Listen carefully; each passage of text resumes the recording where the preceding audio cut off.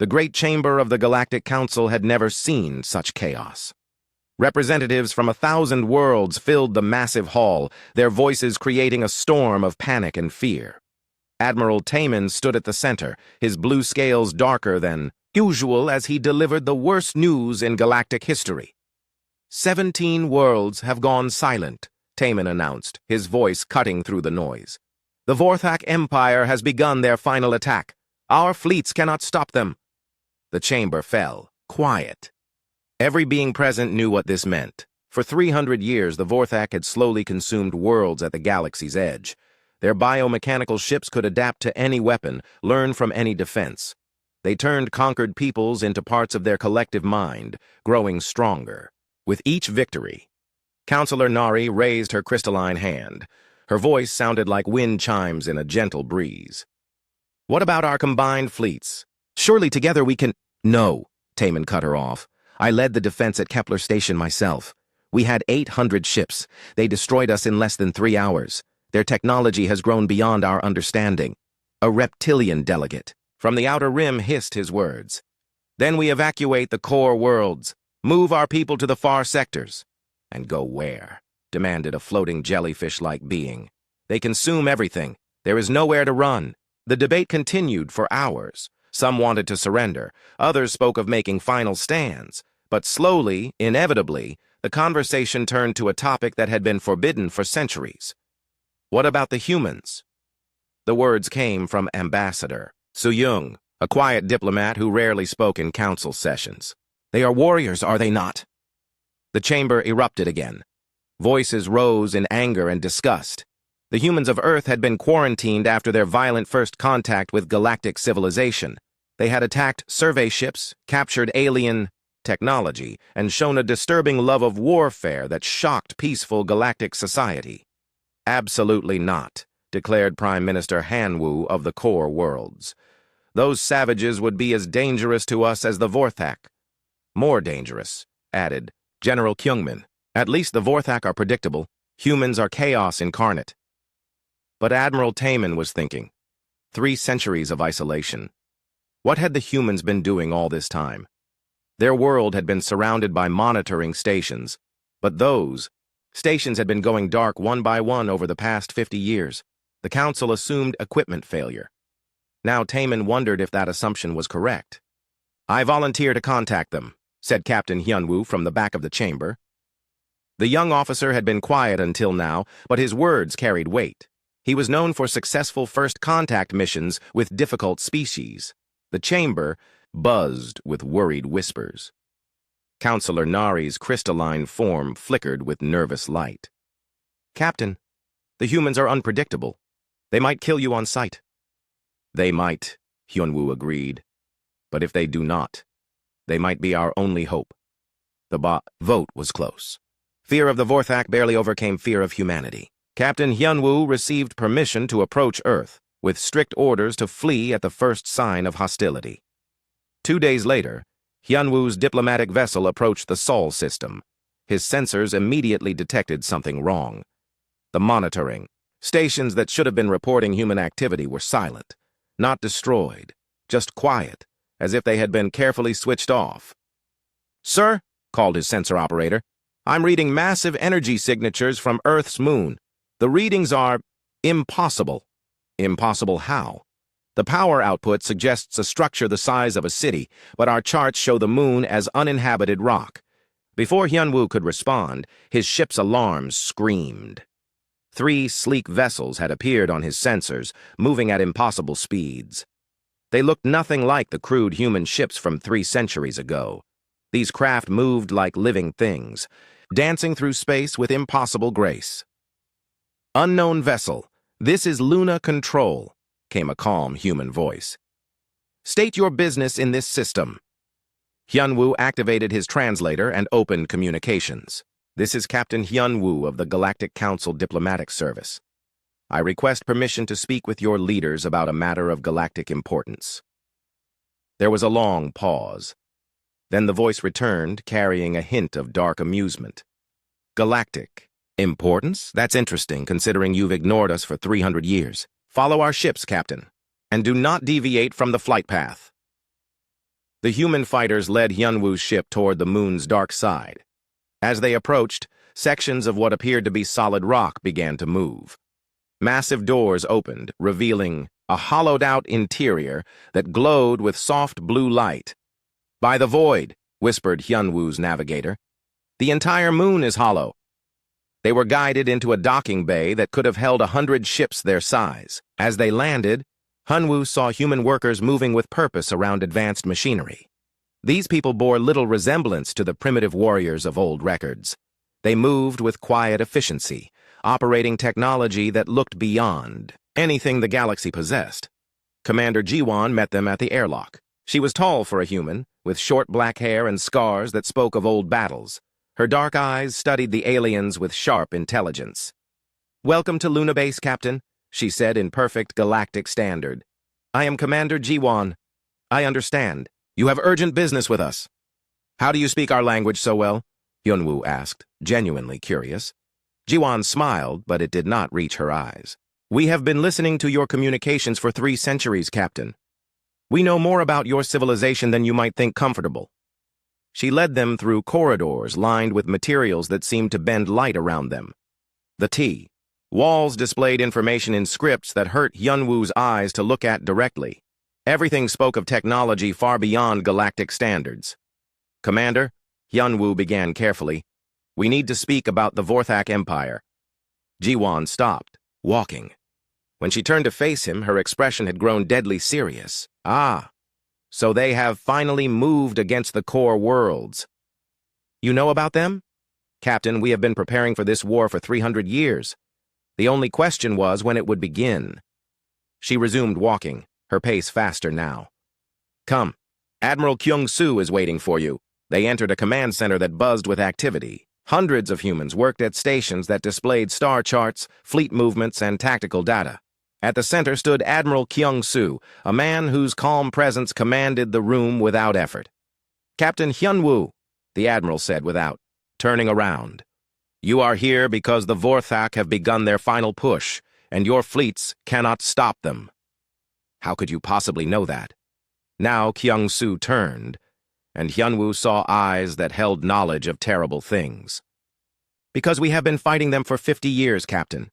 While you believed us quarantined, we have been defending this galaxy's outer edge. The Vorac you face now are the survivors of dozens of encounters with human forces." The implications hit Hyunwoo like a physical blow. "You have been protecting us?" "Protecting the galaxy," Kyung-soo corrected. "Whether you deserve it or not was never the question. The question now is whether you are ready to see what humanity has become." As if summoned by his words, alarms began to sound throughout the base. A voice echoed from hidden speakers. "Admiral, the Dreadnought has completed final preparations. Captain Dong-yun requests permission to launch." Kyung-soo nodded to Jiwon, who activated a wall display. The image showed the moon's surface opening like a flower. From within, something vast began to rise.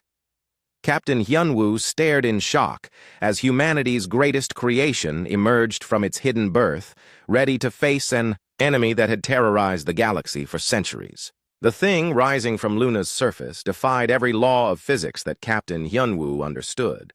The human dreadnought emerged like a mountain given life, its angular hull stretching 10 kilometers from bow to stern. It should have been impossible for something so massive to lift from a planetary surface, yet it rose with the grace of a bird taking flight.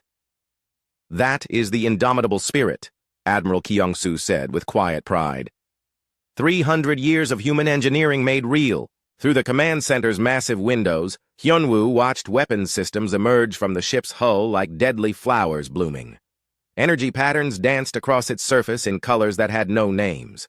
The ship's presence seemed to bend space around it, creating visual distortions that made his eyes water. "It is impossible," Hyunwoo whispered.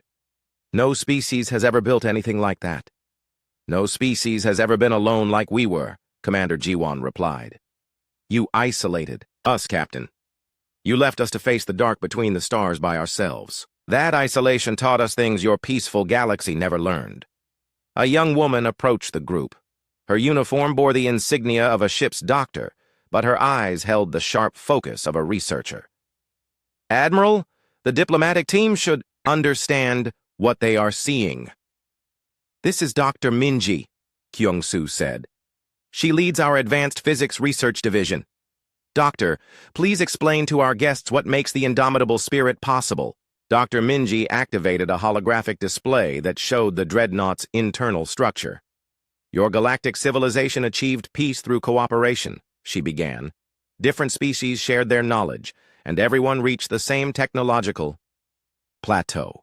There was no need to push further." The hologram rotated, showing systems that pulsed with unknown energies. "Humans had no one to cooperate with. We had to solve every problem ourselves. More importantly, we never stopped fighting each other long enough to become comfortable." Captain Hyunwoo studied the display with growing amazement. "These power systems, they appear to violate conservation of energy." "They do," Dr. Minji said cheerfully. "We discovered that your conservation laws only apply within normal space-time.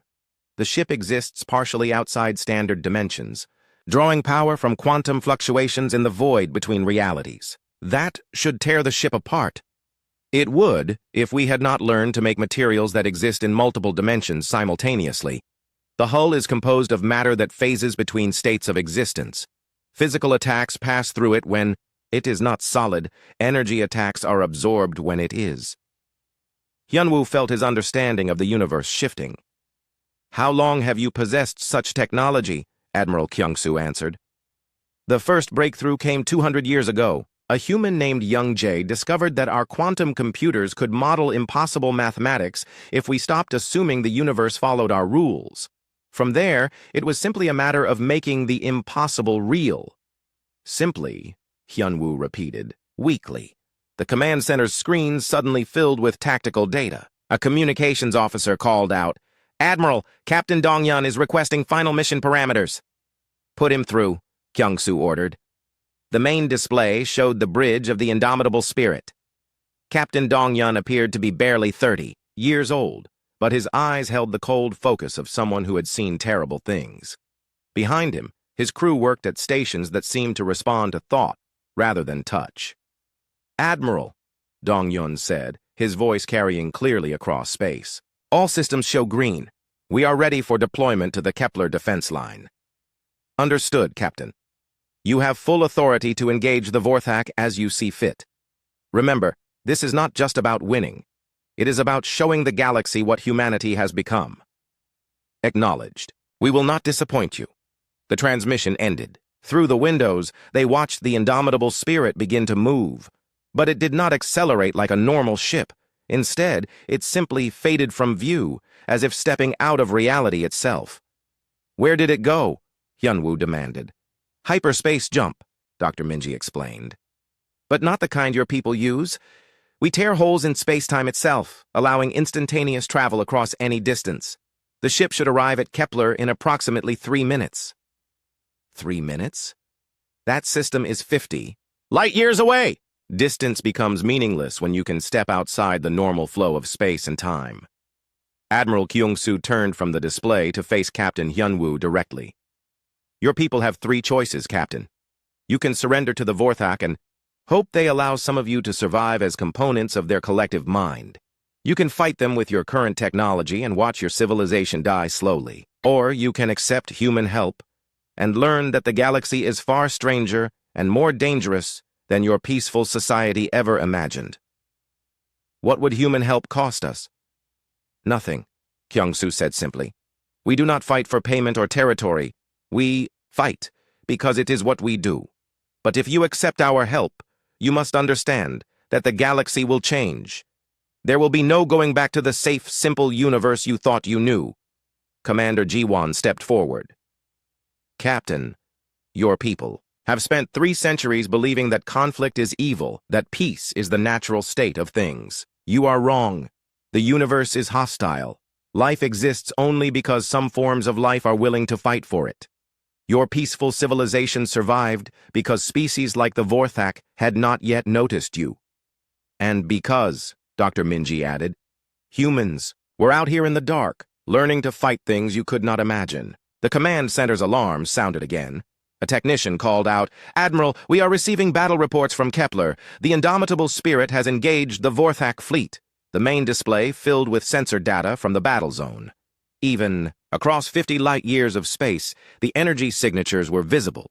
Weapons that bent reality fired at targets that should not have been able to die. The readings showed impossible things happening at impossible scales.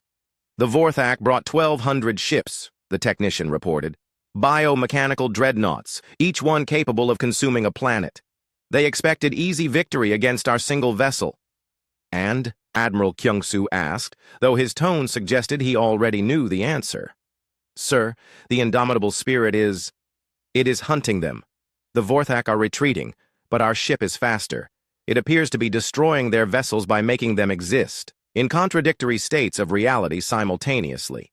Captain Hyunwoo stared at the impossible readings. In his long career, he had seen the Vorac destroy entire fleets without taking significant damage. Now they were being hunted by a single human ship like prey animals. "How?" he whispered. "Because," Admiral Kyung-soo said quietly, "while your people learned to make peace, we learned to make war. And we learned that in a universe full of things that want to destroy you, war is the only way to ensure peace survives." The tactical display showed the last Vorac ship winking out of existence. The battle was over. Humanity had won in less than an hour what the Galactic Council had been unable to achieve in 3 centuries of preparation. "Captain," Commander Ji-won said, "I suggest you contact your council. Tell them that Earth is no longer under quarantine. Tell them that humanity is ready to take our place in the galaxy. And tell them," Admiral Kyung-soo added with a cold smile, "that the next time they face an existential threat, they will not need to beg for human help. We will already be there." As Captain Hyunwoo prepared his report, he realized that everything had changed. The galaxy would never again be the safe, predictable place it had been. But perhaps with humans standing guard in the darkness, it would be something better. It would be free. Admiral Taman stood on the bridge of his flagship, watching the Kepler defense line stretch across space like a wall of stars. 1,000 ships from 50 different worlds had gathered here, representing the combined military might of galactic civilization. It should have been an impressive sight. Instead, it felt like a funeral gathering. "Sir," his tactical officer reported, "the human vessel has arrived." On the main display, the indomitable spirit materialized from nothing, its massive bulk dwarfing even the largest galactic battleships. It moved with impossible grace for something so huge, sliding into formation as if space itself welcomed its presence. "One ship," muttered Admiral Taman. "They sent us one ship." His communications officer looked up from her station. "Sir, we are receiving a transmission from the human vessel. Captain Dong-hyun wishes to speak with you." The main screen filled with the image of a young human male. Captain Dong-hyun sat in a command chair that seemed to respond to his thoughts, surrounded by crew members who worked with quiet efficiency at stations that defied identification. "Admiral Taman," Dong-hyun said, his voice carrying a strange calm, "I have reviewed your defensive positions. Your formation will not hold against Vorac bioships." "Captain, with respect, we have more than 1,000 vessels here. Surely, your 1,000 ships fight like 1,000 separate entities," Dong-hyun interrupted gently. "The Vorac fight as one organism. They will not meet you in honorable battle. They will infect your vessels, turn your crews into extensions of their collective mind, and use your own ships against you." Admiral Taman felt cold certainty in his stomach. "What do you suggest? When they arrive, keep your ships back. Observe. Learn. Let us show you how this war must be fought." Before Taman could respond, alarms began screaming across the fleet. The empty space beyond the defense line began to ripple like water. Then the Vorac came. They did not arrive like normal ships. They grew into existence, biomechanical nightmares that pulsed with organic malevolence. Each vessel looked like a fusion of machine and living tissue, covered in weapons that writhed like tentacles. The largest ships were kilometers long, their hulls breathing like vast lungs. "By the void," whispered Taman's navigator. "There are thousands of them." The Broodmaster's transmission reached every ship in the galactic fleet simultaneously. The voice was a chorus of consumed minds, speaking as one terrible entity. "We are the Vorac. We are unity. We are perfection. Your resistance will be absorbed. Your knowledge will become ours. Your ships will feed our growth. Surrender now, and your integration will be merciful. Admiral Taman opened a fleet-wide channel. All ships, weapons free. Engage at maximum range and— Negative! Captain Dong-hyun's voice cut across the frequency. Admiral, order your ships to hold position. This is not their fight, not yet. Captain, we cannot let you face this alone. You are not letting us do anything. We are choosing to do it. There is a difference. The indomitable spirit began to move forward, accelerating toward the Vorac fleet with impossible speed. As it approached the enemy formation, strange things began to happen around it. Space itself seemed to bend and twist, creating visual distortions that hurt to look at directly. "What are they doing?" Taman demanded. His science officer, a brilliant crystalline being named Hajun, studied his readings with growing amazement. "Sir, they are manipulating local space-time. The human ship is existing in multiple dimensions simultaneously." The first Vorac bioships reached the human dreadnought and opened fire. Their weapons were horrors beyond description. Living projectiles that sought to merge with enemy hulls, energy beams that converted matter into organic compounds, boarding pods that carried viruses designed to take over enemy computer systems, and crew mines alike. The attacks passed harmlessly through the indomitable spirit as if it were not there. "Dimensional phase shifting," breathed Hajun. "They exist when they choose to exist." Then the human ship began to fight back. Its weapons defied every law of physics that galactic science understood. One gun fired what appeared to be small black holes, each projectile creating a gravitational singularity that crushed Vorac vessels into impossibly dense points. Another weapon launched bolts of twisted time, aging enemy ships centuries in, seconds until they crumbled to dust. But the most terrifying weapon was one that simply deleted portions of reality. Sections of Vorac ships would suddenly cease to exist, leaving clean holes where matter used to be. The affected vessels would drift for a moment, their biomechanical systems trying to understand what had happened before collapsing into themselves. "Dear Cosmos," Admiral Taman whispered, "what have the humans become?" On the indomitable spirit's bridge, Captain Dong-hyun watched the battle with calm focus. His crew worked around him with practiced efficiency, operating systems that thought as much as they computed. "Engineering," Dong-hyun called softly. "Status report." Engineer Woo Jin looked up from a console that displayed equations in 11 dimensions. "Dimensional anchor holding steady at 97%. Quantum tunnel drives are operating within normal parameters. The ship is ready for Phase 2, Captain." "Tactical?" Officer Daeho studied displays that showed enemy movements across multiple timelines simultaneously. "The Vorac are adapting faster than predicted. Their bioships are beginning to counter our dimensional shifts. Request permission to implement Protocol 7. Granted." The indomitable spirit suddenly disappeared from normal space entirely. For a moment, the galactic fleet thought it had been destroyed. Then it reappeared inside the Vorac formation, materializing directly behind their largest bioship. The dreadnought fired a single weapon, a lance of pure physics that rewrote the fundamental forces holding the enemy vessel together. The bioship came apart at the subatomic level, its component particles forgetting how to be solid matter. "Communications," Dong-hyun said calmly. "Open a channel to the Broodmaster." The view screen filled with an image that made several galactic observers scream. The Broodmaster was a fusion of 1,000 different species, all consumed and reformed into a single collective entity. Its voice was the sound of civilizations dying. "What are you?" it demanded. And for the first time in centuries, the Broodmaster sounded afraid. "We are humanity," Captain Dong-hyun replied simply. "We are what happens when a species learns to survive alone in the dark. You consume other forms of life to make yourself stronger. We create new forms of existence to make ourselves free. You cannot stop us. We are inevitable. We are perfection." "You are stagnation," Dong-hyun corrected. "You take what others build and call it growth. We build what has never existed and call it Tuesday." The indomitable spirit began moving through the Vorac fleet like a predator among prey.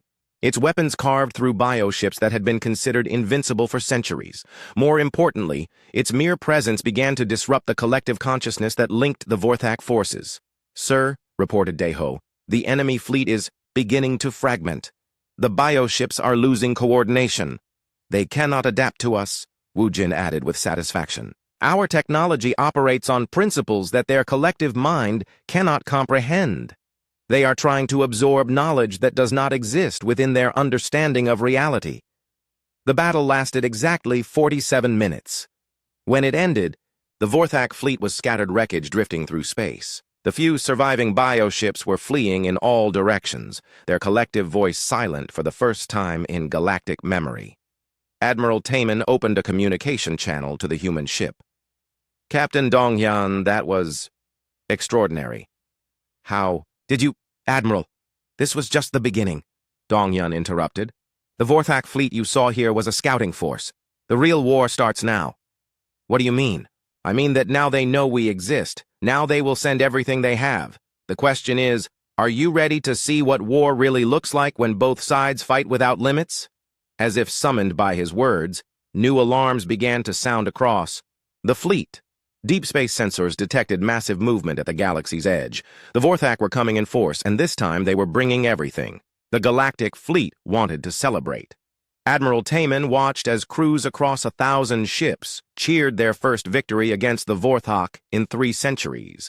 They spoke of building stronger defenses, of fortifying the core worlds, of preparing for the next attack.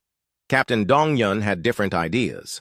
"We are not waiting," the young human announced during the emergency strategy session. Representatives from dozens of worlds appeared as holograms around the command table, their faces showing confusion and concern.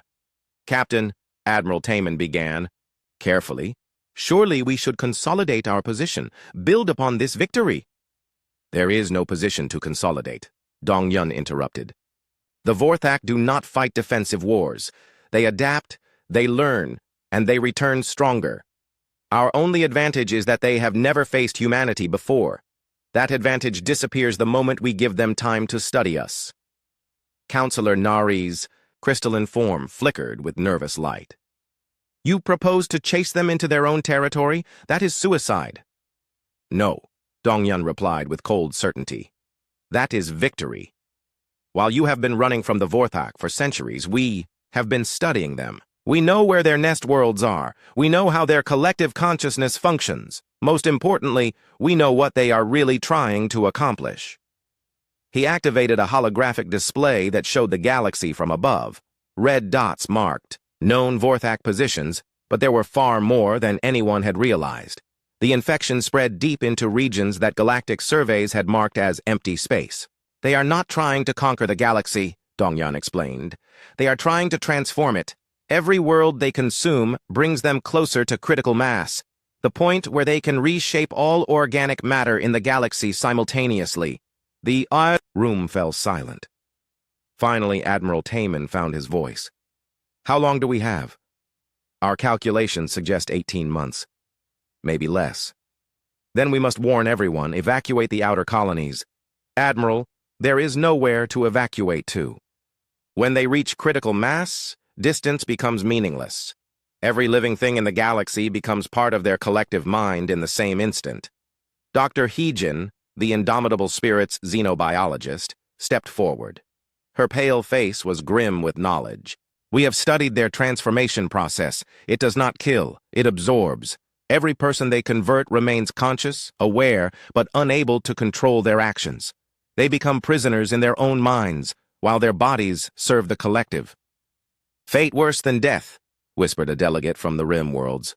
"Which is why," Captain Dongyun continued, "we are going hunting. The indomitable spirit will seek and destroy Vorac nest worlds before they can reach critical mass." "Alone?" demanded General Kyungmin. "Captain, even with your advanced technology, surely you need support. General, your fleets fight with strategies designed for wars between civilized species. The Vorac are not civilized. They are a cancer that spreads by converting healthy tissue into more of itself. You fight them with surgical precision, not mass formations." Navigator Yuna, a quiet woman who rarely spoke during briefings, activated the star charts. "We have identified 17 nest worlds in our target zone. Each world contains billions of converted beings who serve as processing centers for the collective consciousness." "Processing centers?" asked Admiral Taman. They take random thoughts and experiences and refine them into useful knowledge, Dr. Heejin explained. Every person they convert makes the collective smarter. The nest worlds are where they store and process the accumulated wisdom of consumed civilizations. We destroy the nest worlds. We damage their ability to think, Dong Yun said simply. Make them stupid enough for conventional forces to handle. The holographic conference continued for hours. Delegates argued about protocols, supply lines, and diplomatic considerations. Captain Dong Hyun listened patiently until Admiral Taemin called for a final vote on human independence of action. All in favor of allowing the indomitable spirit to operate independently in Vorac space. The vote was close, but fear of the 18-month deadline overcame fear of human methods. Captain, Admiral Taemin said formally, you have authorization to proceed. May the cosmos protect you. Admiral, Dong Yun replied with a slight smile, we protect ourselves. 3 days later, the indomitable spirit arrived at its first target, a dead world called Thanatos Prime. Once it had been home to the Sethrak, a peaceful species of crystal-based life forms. Now it pulsed with biomechanical growth, its surface covered with organic structures that breathed and writhed with alien purpose. 30 billion converted beings, reported Tactical Officer Daeho. They are processing the accumulated knowledge of 4 different species. Life signs? Captain Dong Hyun asked. Dr. Heejin studied her readings with professional detachment. All original consciousness intact but suppressed. They are aware but cannot act independently. For them, this will be mercy.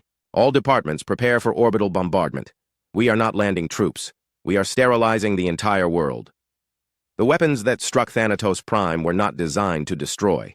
They were designed to unmake.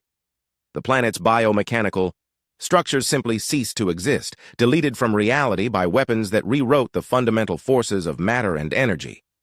But something unexpected happened. As the nest world died, its death scream carried across space in ways that had nothing to do with radio waves or quantum entanglement. Every human on the ship felt it, a moment of psychic anguish as 30 billion minds cried out and were suddenly free. Captain, Dr. Heejin reported, her voice shaken, they were grateful. In that final moment, they were grateful. The campaign that followed was unlike anything in galactic history. The indomitable spirit moved through Vorac space like a ghost, appearing without warning to destroy installations that had existed for centuries. But it was not just destruction, it was liberation. At the third nest world, they encountered something new. Specialist Sunho led a boarding party into a biomechanical structure that had once been a research station. Their mission was to gather intelligence on Vorac adaptive capabilities. What they found changed everything.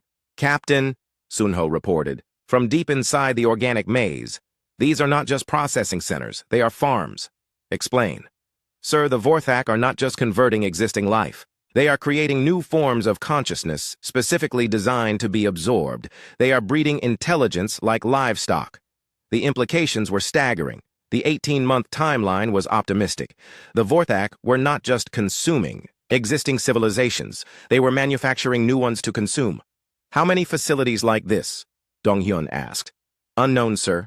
But based on the biomechanical growth patterns, there could be thousands. Captain Dong Hyun studied the tactical displays with engineer Jin Woo, planning their next move. The mathematics were becoming clear, and they were not encouraging. Jin Woo, what are our options for targeting their core facility? The core seed exists partially outside normal space-time, Jin Woo replied, his fingers dancing over controls that bent physics into useful shapes. Conventional approach is impossible. We would need to enter interdimensional space. Risks? Total. If we miscalculate by even small margins, the ship and crew will be scattered across multiple dimensions with no possibility of recovery. Captain? Dong Yun looked around his bridge at the faces of his crew. Navigator Yuna met his eyes and nodded slightly. Engineer Jin Woo was already calculating impossible trajectories. Dr. Heejin was studying biological data that could save billions of lives. Tactical Officer Daeho was planning an attack on a target that existed outside reality. Sir, Communications Officer Young-soo called out. We are receiving a transmission from Earth. Admiral Kyung-soo wants a status report. Tell the Admiral, Dongyun said quietly, "that we have found the enemy's heart, and we are going to cut it out." The indomitable spirit began moving toward coordinates that existed in 11 dimensions simultaneously, carrying humanity's hopes into the space between spaces where the Vorac had built their ultimate weapon. The space around the core seed made no sense. Reality twisted and folded back on itself like a broken mirror reflecting impossible images. The indomitable spirit moved through dimensions that had no names, following coordinates that existed only in theoretical mathematics. Captain Dongyun stood on his bridge, watching his crew work at stations that flickered between existing and not existing. The ship itself groaned with the strain of maintaining coherent form in a region where the Vorac had been rewriting the laws of physics for thousands of years. "Engineering report," he called calmly. Engineer Jinwoo looked up from a console that displayed equations written in light itself. "Dimensional anchor holding at 68% and falling. The local space-time is actively hostile to our presence. We have maybe 2 hours before the ship loses structural integrity." Tactical. Officer Deho studied readings that hurt to look at directly. "Sir, I am detecting the core seed. It is the size of a gas giant. The energy signatures suggest it contains the consciousness of every being the Vorac have ever consumed." Through the bridge windows they could see it. The core seed hung in twisted space like a beating heart made of stars and nightmare. Its surface pulsed with biomechanical rhythms, each beat sending waves of corrupted reality across the surrounding void. Organic structures larger than moons grew and dissolved in endless cycles, creating and destroying matter according to alien mathematics. "Life signs?" Captain Dongyun asked. Dr. Heejin worked at her station with tears streaming down her face. The readings she was seeing would have driven most beings insane. "Captain, There are quintillions of individual consciousness patterns within that structure. Every being the Vorac have ever absorbed is still alive, still aware, still screaming. Can they be saved? I do not know. The integration process is so complete that separating individual minds might destroy them all." Communications Officer Youngsu suddenly looked up from his station. "Captain, we are being hailed. The signal is coming from the core seat itself." "Put it through."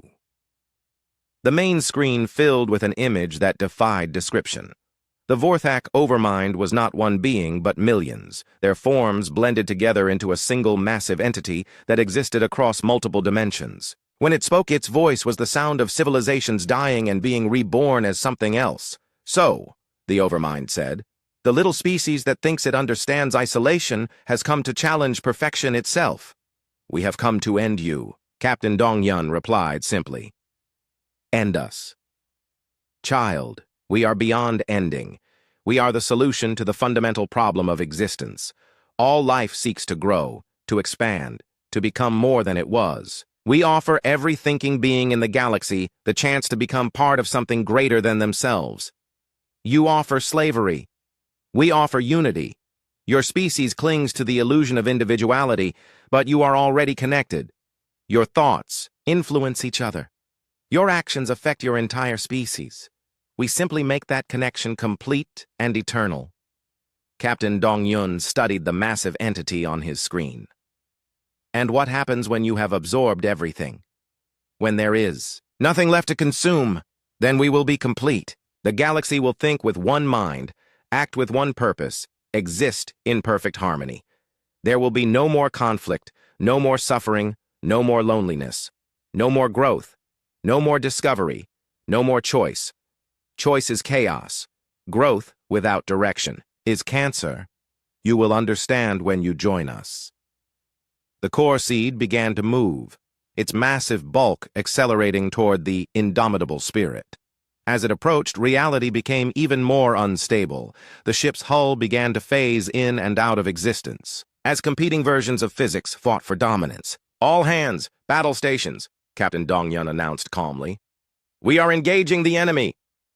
But this was not a battle in any conventional sense.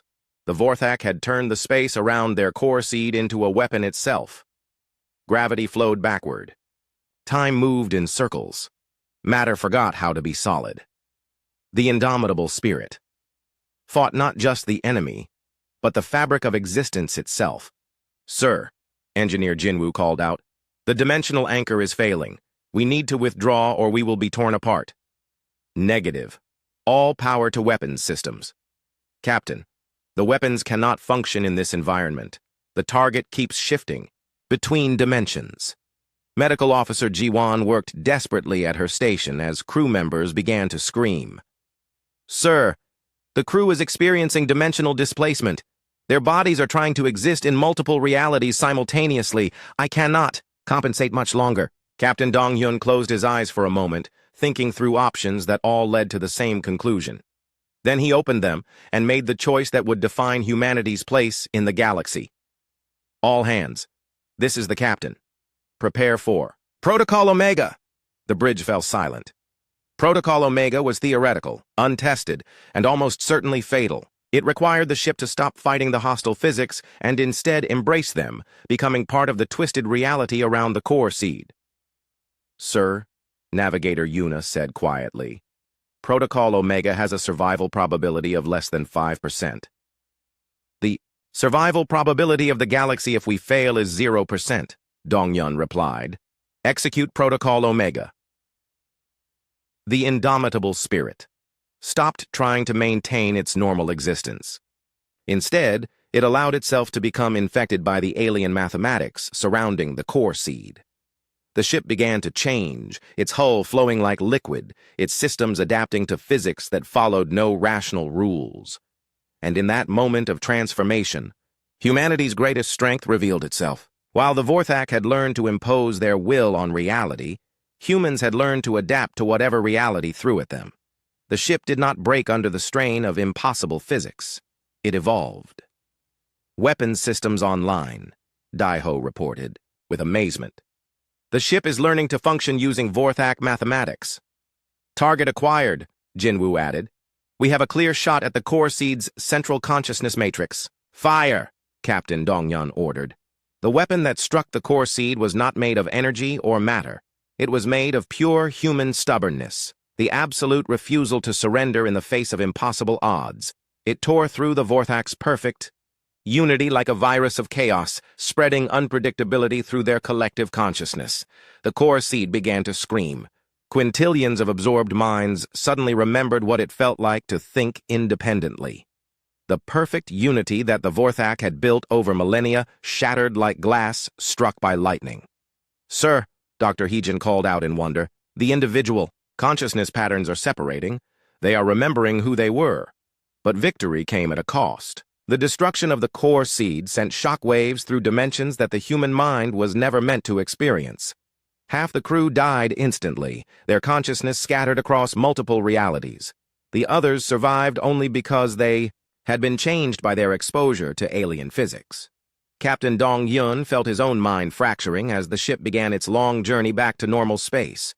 Around him, his surviving crew worked with desperate efficiency to hold the ship together as reality reasserted itself around them. When the indomitable spirit finally limped back to the Kepler defense line, it barely resembled the ship that had left.